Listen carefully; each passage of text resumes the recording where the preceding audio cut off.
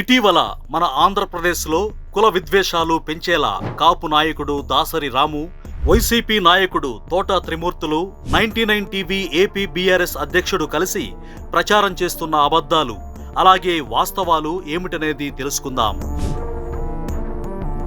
శుభ్రంగా OP housing corporation chairman తీసుకున్నాడు. 4 లక్షలు నెలకు 4 లక్షలు జీతం తీసుకుంటున్నాడు. రిటైర్ అయిన తర్వాత కూడా ఎవరు కష్టం ప్రభుత్వం ఇది? మా అందరి కష్ట ప్రభుత్వం ఇది. కూటమి గెలిచిన తర్వాత ఏబి వెంకటేశ్వరరావుకు నామినేటెడ్ పదవి ఇచ్చినా ఆయన దాన్ని తిరస్కరించారు. ప్రభుత్వం నుంచి రూపాయి కూడా తీసుకోవడం లేదు. మొన్న ఈ మధ్య టీడీపీ కార్యకర్త వీరయ్య చౌదరి గారు ఎవరు చనిపోతే ₹1 కోటి డబ్బులు ఇచ్చారు కదా, మీ చౌదరి గారు అని చెప్పి ఆ రోజు నోరు రాలేదా నీకు?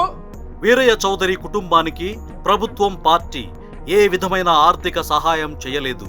అలాగే ఆ కుటుంబం ఆర్థికంగా సహాయం చేయమని అడగలేదు. అక్టోబర్ 2వ తారీఖు అంటే దసరా పండుగ రోజు ఈ హత్య జరిగితే ప్రభుత్వం నుంచి స్పందన లేదు. ఏంటిదనే బాధలో ఆ సంఘటన జరిగిన 10 రోజుల తర్వాత మేము బయటకు వచ్చి మా గొంతు వినిపించాం.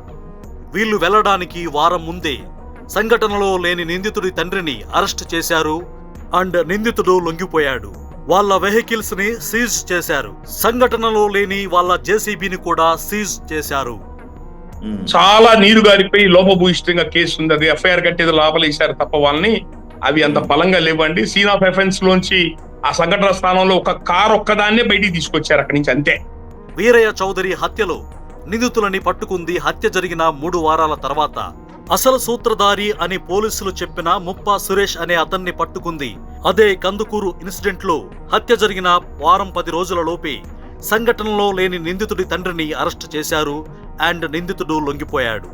అనంతబాబు విషయంలో ఒక అగ్ర కులవోడు దళితుడిని చంపాడు, అగ్ర కులవోడు కాపోడు దళితుడిని చంపాడని చెప్పి తెచ్చింది మీ టీడీపీ పార్టీ వాళ్ళేగా. అసలు ఆ మ్యాటర్లో టీడీపీ వారు వైసీపీ ఎమ్మెల్సీ చేశారని అన్నారు తప్ప కాపు అనంతబాబు చేశారు అనలేదు. అదే కాదు, ఇంకో దళితుడి ప్రసాద్ శిరోమండనంలో కూడా రాష్ట్రపతి లేఖ రాశారు. అందులో కూడా వైసీపీని అన్నారు తప్ప కాపు అనలేదు. అంటే మీకు అవసరమైనప్పుడు కుల సంఘాలను ప్రోత్సహించడం అనేటువంటిది ఏ విధంగా చేశారనేటువంటిది ఈ రాష్ట్ర ప్రజలందరికీ తెలుసు. నాడు చంద్రబాబు మొదలుపెట్టిన కాపు కార్పొరేషన్ వల్ల ఎంతో మంది కాపులకి లబ్ధి జరిగిందని నాడు దాసరి నారాయణరావు గారు పబ్లిక్ గానే చెప్పారు. అలాగే చాలా కాపు మీటింగ్స్ లో అండ్ తులసి రామచంద్ర ప్రభు గారి సమక్షంలో కాపు మీటింగ్స్ లో కూడా కొందరు అన్నారు. ఈ వీడియోలు పబ్లిక్ డొమైన్ లో ఉన్నాయి. ఇలా పేద కాపులకు ఉపయోగపడే వాటి మీద కూడా ఇలా మాట్లాడారంటే వీరి ఉద్దేశాలు ఏంటో ప్రజలు అర్థం చేసుకోవాలి.